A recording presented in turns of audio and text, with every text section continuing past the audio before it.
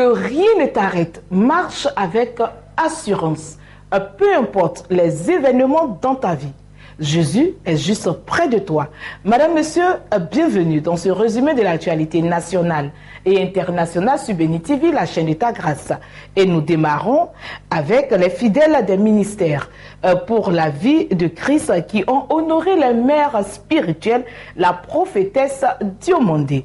C'est le jour de son anniversaire pour rendre gloire à l'Éternel. Regardez. Honore ton père et ta mère, en fait que tu sois heureux et que tu vives longtemps sur la terre.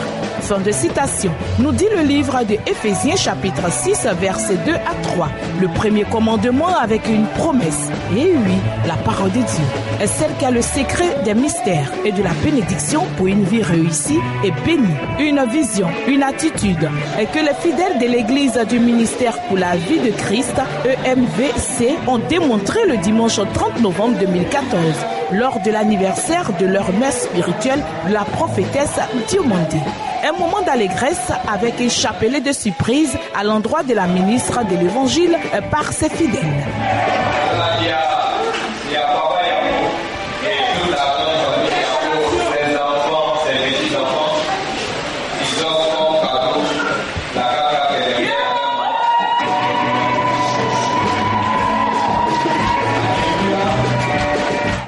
Pour les enfants de Dieu, chaque chose se fait en son temps. Le moment de la prédication a été donné par le pasteur Obatia.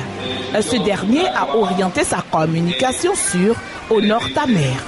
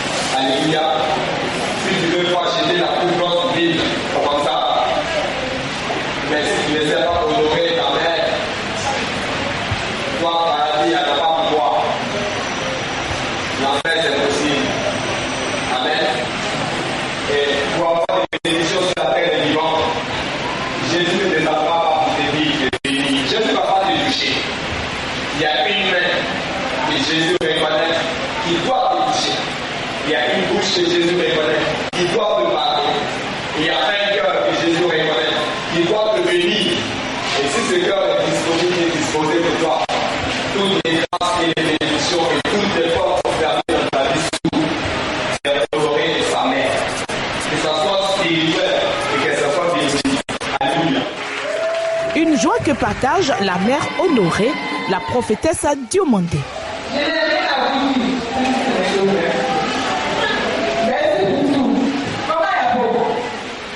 Je n'avais jamais cru. Oui, mais que Dieu te bénisse. Pour les services de Dieu, que tu fais, que Dieu te bénisse. Et que Dieu te rende au rendu. Que Dieu bénisse toi. Qu'il paye sur ton ministère. Et qu'il paye sur tes enfants en Israël. Que Dieu vous bénisse tous. Rappelons que cette cérémonie a été aussi sanctionnée par la remise des cadeaux composés d'un véhicule 4x4 et plusieurs autres dons, sans oublier la coupe du gâteau. Que l'Éternel soit béni en tout temps et en tout lieu. Shalom.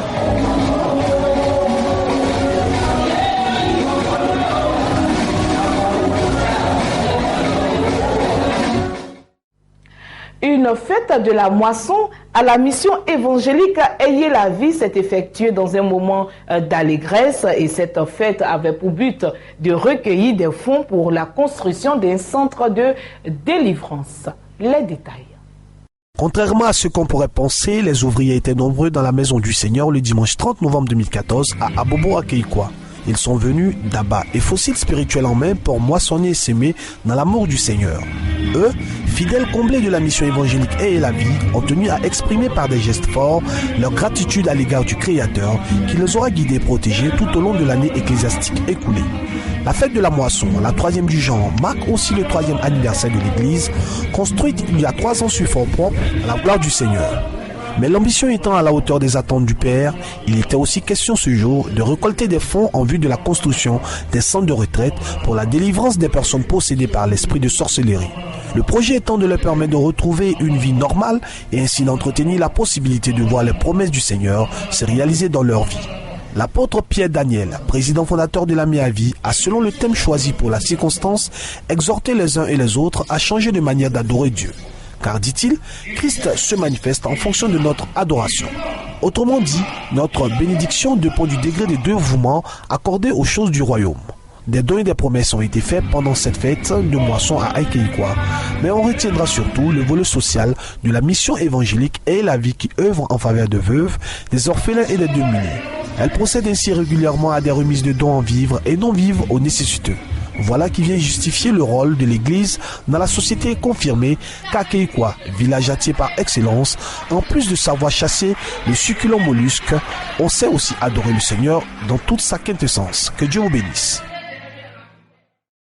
Et nous restons avec notre reporter Christian Omer Brio. Cette fois, il nous parle d'une veillée d'évangélisation qui avait été organisée par la mission évangélique La Restauration. Et l'objectif qui était visé au cours de cette veillée était de relever les mystères de la parole de Dieu. Regardez. Veillée de prière ce vendredi 15 novembre 2014 à la Mairesse. Mission évangélique La Restauration du pasteur Amakou Yapo Paul Serge. Une veillée avec comme sous-thème comment être délivré des malédictions de famille tissées avec les 4 principaux esprits de malédiction. Tiré du thème général, la malédiction de famille, extrait de Exode chapitre 20 le verset 5 et Marc chapitre 3 le verset 27, vient clore un séminaire de 3 jours. Durant ce moment spécial, le pasteur Amakou Yapo Paul Serge a exhorté l'auditoire sur les 4 principaux esprits de la malédiction et donné les raisons pour lesquelles Dieu combat la sorcellerie. Nous avons commencé à traiter depuis ce dernier trimestre de l'année et ce sous-thème d'aujourd'hui, comment briser les alliances tissées avec les 4 principaux esprits de la malédiction. Et nous avons traité les alliances avec le premier esprit qui est l'esprit de sorcellerie. Et nous sommes allés très en profondeur pour briser les alliances, non seulement briser les alliances de sorcellerie de la famille, nous avons aussi coupé les cordons ombilicaux spirituels qui nous relient aux pratiques de sorcellerie de la famille. Nous avons brisé aussi le lien de sang, le lien d'âme qui permet aux sorciers, aux mystiques de la famille d'oppresser nos vies. Nous sommes déconnectés et quand nous sommes passés à la pratique, nous avons vu qu'il y a eu de grandes délivrances et nous croyons que tous ceux qui ont participé à cette veillée, à ce programme, ont été libérés et nous verrons les jours à venir ce que Dieu continuera de faire dans leur vie. S'en est suivi un temps de ministère. L'onction de Dieu est descendue. Les alliances de sorcellerie de famille, les liens de sang et des âmes, les cordons ombilicaux spirituels ont été détruits, assurant ainsi la victoire au peuple de Dieu. Les témoignages viennent confirmer cette victoire des enfants de l'Éternel sur le diable. Depuis j'ai commencé à fréquenter cette église, vraiment ma vie a changé. J'ai eu la maturité spirituelle, j'ai eu aussi la croissance spirituelle. Vraiment beaucoup de choses ont changé dans ma vie. Et aussi les livres aussi m'ont fait du bien. Je vis ça. C'est la toute première fois que je vis. Et à mon humble avis, ça a été bien, ça a été très bien. Parce que bon, et c'est la première fois d'ailleurs que je viens aussi ici. Et puis ça a été très merveilleux. Bon, moi-même j'ai été sincèrement touché. J'avais un mal, mais je vois que ce mal a disparu. Rappelons que cette veillée de prière fait partie d'un grand programme d'enseignement démarré depuis 3 mois dont le thème principal est la malédiction de famille. Ce séminaire se tiendra chaque semaine jusqu'au 31 décembre 2014. Amen.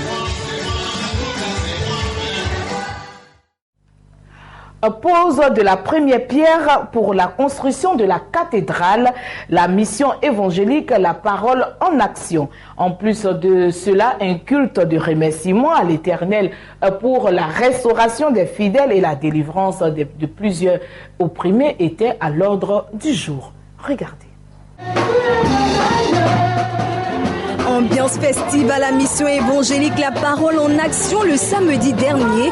Fidèles et invités s'y sont rendus massivement dès 10 heures afin de magnifier le Seigneur pour la vision qu'il a donnée à son serviteur, le bishop Accro-Louis Massel, et son épouse, celle de bâtir un temple à la dimension de son nom. Ce joyau architectural dénommé la cathédrale de la résurrection sera construit sur une grande capacité et comprendra des bureaux, des chambres pour retraite spirituelle, une salle de conférence et une salle de mariage. Après la traditionnelle prière d'introduction, le peuple de Dieu a, avec joie et allégresse, exprimé sa reconnaissance à l'Éternel dans la louange et l'adoration.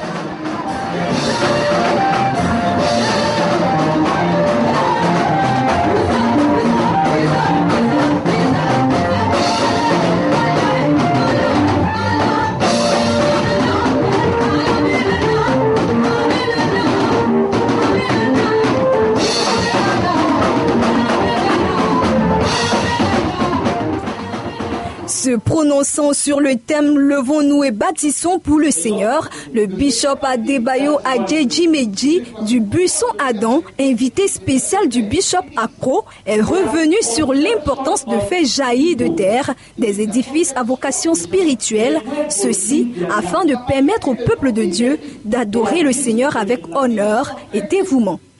Quand quelqu'un a déjà dans son cœur pour faire bâtir une œuvre, une telle dimension à la gloire de Dieu, il est déjà béni parce que nous savons que le désir de son cœur de se plaire à l'Éternel. L'homme qui a déjà le désir de faire plaisir à l'Éternel est déjà béni. Un point de vue totalement partagé par les initiateurs de ce projet. Créée en 2003, la mission évangélique La Parole en Action œuvre pour la restauration et la délivrance des âmes. De ce fait, la pose de la première pierre de son temple dédié à l'Éternel lui permettra d'intensifier et de diversifier ses activités pour le rachat des vies. Une mission à laquelle nous sommes tous conviés. Impacter la commune de Port-Bouët de l'amour de Christ a été l'objectif de la croisade d'évangélisation qu'a organisée l'église Les Sentinelles de l'Éternel. Regardez. La voix de l'Éternel s'est fait entendre à Port-Bouët Jean Folie, route de Bassam, pendant 4 jours de feu et de miracles. L'église Les Sentinelles de l'Éternel a, à travers son ministère Péniel Esli, organisé une grande croisade d'évangélisation dans tout le quartier afin de proclamer haut et fort la miséricorde du Seigneur. L'objectif de ce programme est sans coup féri d'obéir à la parole du Seigneur qui recommande d'aller partout annoncer la bonne nouvelle et d'impacter les vies par la puissance de la parole. Les jours se suivent mais ne se ressemblent pas. C'est pourquoi après 2 jours de croisade, les fidèles ont encore répondu présents le samedi 29 dans la soirée en prenant d'assaut la salle de l'hôtel Siaba. Moment choisi par les chantres des églises Les Sentinelles pour édifier le peuple de Dieu par des chants eurythmiques à la gloire du Seigneur. Jésus touche-moi dans Matthieu le chapitre 8, le verset 2 a cet été le thème central de ce rendez-vous divin, mais il était aussi question pour ce 3e jour de parler de la puissance de la parole de foi. La servante de Dieu, la prophétesse Hélène Kéanlé, a invité les uns et les autres à expérimenter la puissance de la parole de foi, sans laquelle aucune transcendance n'est possible. Ouvrons à présent la page de l'actualité africaine dans ce résumé de l'actualité nationale et internationale en nous dirigeant au Nigeria où 2 attaques ont eu lieu à Damaturu et à Maïdougouri. Assaut contre la ville de Damaturu et double attentat à Maïdougouri. Le Nigeria ne connaît pas de répit. Des hommes armés soupçonnés d'appartenir au groupe Boko Haram ont incendié ce lundi les locaux de la police à Damaturu, capitale de l'état de Yobe, selon des témoins. À environ 150 km de là, à Maïdougouri, 2 bombes ont explosé sur un marché déjà pris pour cible la semaine dernière, toujours selon des témoins. Ces blessés, eux, sont des survivants du double attentat suicide suivi d'une fusillade vendredi à la grande mosquée de Kano. Au moins 120 personnes ont été tuées. Les attaques de Boko Haram et leur répression par les forces de l'ordre ont fait plus de 13 000 morts depuis 2009. Et nous pouvons aussi voir dans ce résumé de l'actualité nationale et internationale, Michaëlle Jean, qui est une Canadienne d'origine haïtienne, qui est la première femme non africaine à être désignée comme secrétaire générale de l'Organisation internationale de la francophonie. Et nous poursuivons ce résumé de l'actualité nationale et internationale et nous nous dirigeons maintenant à Téhéran. À ce niveau, la part du marché est revenue de l'Organisation des pays exportateurs de pétrole OPEP ne sont pas incompatibles. La priorité de l'OEP reste celle de la part du marché mondial tombée à 35% du pétrole extrait en 2014. Les partisans d'une baisse des quotas de production au sein de l'OPEP, l'organisation des pays exportateurs de pétrole, ont perdu la partie face à ceux qui étaient en faveur du statu quo. L'Iran fait partie depuis un certain temps déjà des partisans d'une réduction des quotas. Téhéran pense que le marché est surapprovisionné et ne pense pas, comme l'a dit le ministre saoudien du pétrole, que le marché va se stabiliser lui-même. La priorité de l'OPEP reste sa part du marché mondial. Le problème de la part de marché a été le souci historique de l'OPEP, explique le ministre iranien du pétrole. Ces dernières années, la part du marché mondial de l'OPEP a diminué de façon constante.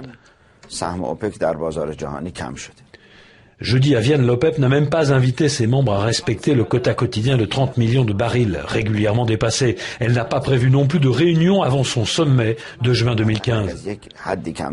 C'est sûr que si le niveau de production passe en dessous d'un certain plancher, l'impact de l'OPEP deviendra minimal. Et c'est un facteur déterminant de voir quel est le prix raisonnable pour que l'OPEP maintienne sa part de marché et que les États membres retirent un revenu suffisant pour gérer leurs affaires internes et faire les investissements nécessaires à la croissance de leur production. L'Arabie Saoudite, tout comme les autres États du Conseil de coopération du Golfe, le Koweït et les Émirats Arabes Unis notamment, ont suffisamment de trésorerie pour résister plusieurs mois à un baril de brut qui va déséquilibrer leur budget. Pas l'Iran. Il devrait y avoir un consensus sur chaque décision, affirme le ministre iranien du pétrole. Quand il y a une discussion sur la baisse de la production, bien sûr que le rôle de l'Arabie Saoudite est très important. Mais encore une fois, quand cela arrivera, l'Arabie Saoudite sera un des membres qui perdra le plus. L'Iran a construit son budget 2015 sur un baril de pétrole à $100. Téhéran va devoir refaire ses calculs. Parlons à présent du secrétaire d'État américain John Kerry qui a rencontré Lavrov sur le fond de la crise ukrainienne et l'objectif de cette rencontre était de s'entretenir en marge de la conférence ministérielle annuelle de l'OSCE, l'Organisation pour la sécurité et la coopération en Europe qui se tient en Suisse. Rencontre sensible ce matin à Bâle entre les chefs de la diplomatie russe et américaine sur fond de crise ukrainienne. Sergei Lavrov et John Kerry doivent s'entretenir en marge de la conférence ministérielle annuelle de l'OSCE, l'Organisation pour la sécurité et la coopération en Europe, qui se tient en Suisse. Une rencontre 2 jours après une réunion de l'OTAN, durant laquelle les États membres ont été particulièrement critiques envers Moscou, accusés de soutenir les rebelles, le président en exercice de l'OSCE. Il y a quelques signes positifs actuellement sur la ligne de contact dans la volonté de trouver un accord entre Russes et Ukrainiens. Et il y a aussi des signes positifs dans le fait que l'on continue de faire des efforts pour faire des échanges de prisonniers. Il y a des éléments négatifs comme les violations sans cesse du cessez-le-feu. Et c'est pourquoi il faut continuer de travailler. Un espoir à Louhansk. L'armée ukrainienne et les séparatistes ont trouvé un accord de principe pour un nouveau cessez-le-feu dès demain. Depuis le début de la rébellion séparatiste au mois d'avril, plus de 4300 personnes ont été tuées dans l'est du pays. Madame, Monsieur, c'est ici que prend fin ce résumé de l'actualité nationale et internationale. Je vous souhaite une très bonne suite de programmes sur Béni TV et surtout prenez soin de vous et que l'Éternel demeure votre berger.